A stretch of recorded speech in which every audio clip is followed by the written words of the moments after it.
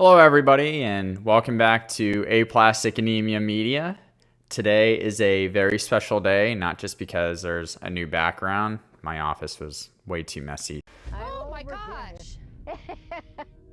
So I'm in my dining room right now, but today is my drumroll second birthday! Yay! It's really hard to believe that it's been 2 years already since my transplant, and I have so many people that I have to thank for that, and that includes Dr. Fairmont, Dr. Nieder, Dr. Talati, Michelle, Gerline. The list just goes on and on. Kelly, my nurse, sorry if I left her out. I would never hear the end of that. But 2 years since my transplant, and I'm doing really well, and I'm incredibly thankful that I can be here to talk about that and celebrate and continue living my life. So it's been a while since I've updated you guys on what's going on in my life and how my medical journey has been. And 2024, I had a lot of plans to post a lot more videos, but unfortunately, there were quite a few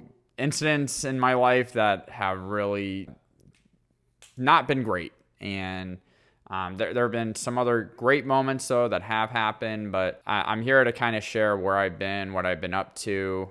There's some bad things that I want to share, and there's also some good things. Before I get into all of that, though, I just want to make it clear that everything is all good now and that there's a lot of hope for the future. So we'll dive into the first thing, and it's in the title of this video. But I was in a very bad car accident with Taylor in April of 2024.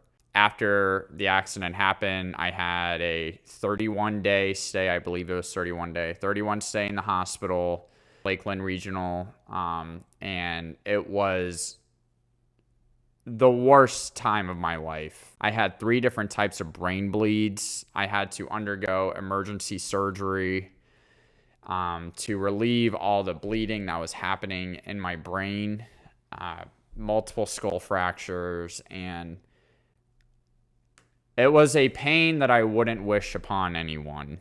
And thankfully, Taylor only suffered a concussion from this crash, and she didn't have to stay overnight at the hospital or anything, but a concussion still stinks a lot. So we'll dive into what made it so difficult. But number one, it was the worst pain I've ever experienced in my entire life. A head injury like that, it was agonizing for the entire stay that I was there and the time whenever I got home. But also, you don't know when an accident's going to happen. You hope that it never happens. This was the first car accident of my entire life, and I really had to make it a doozy, apparently. I have compared my experience with the transplant and this accident so often, and the thing that makes it so different was I had literally years to prepare for the transplant. So I went into it having a really good idea of what was going to happen versus this accident. I was driving, and then all of a sudden I was waking up in a hospital bed 2 days later. It's not something that I like talking about. It's not something that I want to be remembered for, and I'm talking about it with you because I want to be transparent with you, and also a lot of you have found me on social media and you saw what was going on and you're wondering what the heck is happening. And so I do feel I owe it to you guys to keep you updated on what's going on with my health, because that's one of the reasons I even made this channel. And since the accident has happened, I became very close with my doctor, Dr. Campanelli. I mean, if it wasn't for this guy, I wouldn't be here right now. The nurses and staff at Lakeland Regional Hospital were absolutely amazing, and I became close with them as well. And I wish I met them under better circumstances. But the good news is that I did not lose any cognitive ability. I'm able to walk. I have been able to resume my life, which is a miracle in and of itself. And I know how lucky I am. I don't like saying that I'm lucky because I can't stop being in the hospital, it seems like, so I feel very unlucky, but I have to remind myself to put it into perspective of, okay, yeah, you had a transplant and you had a successful one, and there's a lot of other people who didn't have that. And then you also had a car accident where you had 3 brain bleeds and you're still here. And not only are you still here, you still have brain function. You can walk. And so I do have to remind myself of that a lot, because I can get pretty down on myself and I can get pretty pessimistic, believe it or not. But thankfully, I have an amazing family and group of friends who keep me straight and keep me from spiraling. But as I said, I am doing really well since the accident. I'm not on any pain medications, and I've been able to resume my life normally for the most part. So that was one part of 2024. Unfortunately, there is another piece that wasn't so great, and that is my mom's breast cancer did come back. She was originally diagnosed in 2000, and then it came back in 2004, and unfortunately, it's here again. She's on a trial right now that has been working, and we're extremely grateful for that. But this is also trial number 5, and so we are hoping that this trial continues working for her. And if it stops working, then there's a bunch of other trials her doctors seem very optimistic about. But that's kind of why in 2024 I haven't really been around. It's because it's dealing with one medical incident and then dealing with this other one. And I mean, more so with my mom, that has affected me greatly, and that's something that I wanted to deal with in private, and I will continue to deal with that privately. And whenever there is news, I will be happy to share that with you guys. But right now, everything is going very well, and we continue to hope that this trial continues working for her. And just want to say I love you very much, Mom. Thankfully, that's the last of the bad news that I'm sharing with you. It's a lot to take in, I would imagine, but there's some really great things that have happened as well. I officiated a wedding for the first time. Shout out to Kayla and Justin. That was an amazing experience.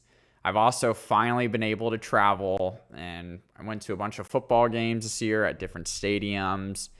I got to go to Detroit on Thanksgiving with my wife, who's a diehard Lions fan, and also went to a couple of Dolphins games, even though I am a Jags fan. Saw them play the Jags in September in Miami, and then there was a big group of us that went to Cleveland to see the Dolphins play the Browns, and so that was a really special time. I really felt like I was finally back in the world, and I love traveling so much, and we do have big plans for 2025, what we're going to do. We're finally going to go on our honeymoon to California in May, so we're really excited about that. But probably the coolest part of 2024 that happened, that I finally got to meet my donor, and he has allowed me to share his identity, and his name is, drumroll, Drew! Yay, Drew! Drew is a student at the University of Iowa, where he is in their marching band and plays the trumpet. It's funny, he majors in sport management, which was the same major I had when I was in college, and he and I have grown really close. We talk to each other at least every other day, and it's usually trash talk because we cheer for different football teams, but regardless, I love you, Drew. Thank you for letting me shout you out. Just maybe we'll be able to get him on this channel eventually, but we'll see. But in terms of where I am medically with the transplant, I'm still on 2 medications. I'm on calcium caltrate pills, which I think I'll be on those the rest of my life. And I'm still on acyclovir, which I'll get off that once I get my shingles vaccine.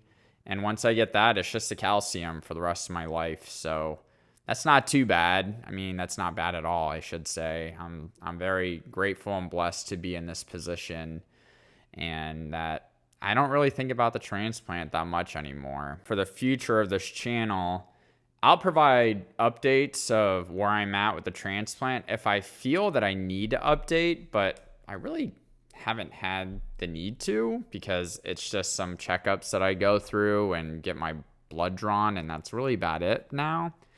So what I plan to do is I will begin interviewing people from all different walks of life and backgrounds who are either facing aplastic anemia or battled it already, and we can get their perspective on what their experience is like. And my first guests will be Tessa and Robert, who are absolute angels, and that video will come out in the next probably few weeks. I'm still not great with technology, but we're going to make it work, and you guys will be able to hear from them and see what their story was like. So that way y'all don't have to continue hearing everything about me.